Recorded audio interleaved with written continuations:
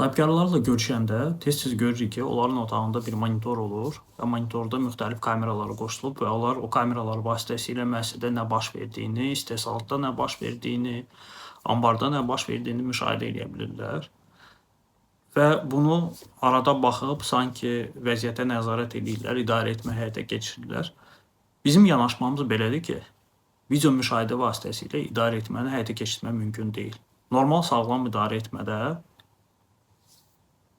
sahibkarın, müəssisə rəhbərinin qarşısında gündəlik, həftəlik, aylıq nəticələri əks eləyən, mütəmadi yenilənən, bir rəqəmlər əks etdirən, qrafiklər əks etdirən bir cədvəl durmalıdır. Və məhz onun əsasında dünən nə qədər məhsul istehsal olunub, ondan nə qədər keyfiyyətli olub, satışlarımız nə yerdədir, borcların yığımı nə yerdədir. Gündəlik bax bunu müşahidə etməklə həqiqətən də biznesi idarə etmək olar. Amma kameraya baxmaq, kim nə ilə məşğul olur, kim hal-hazırda iş yerindədir, kim iş yerində deyil. Yəni ki, nə vaxt var buna, nə də effektivlik var bunda. Yəni ki, əsl idarə etmə bu şəkildə həyata keçirilir.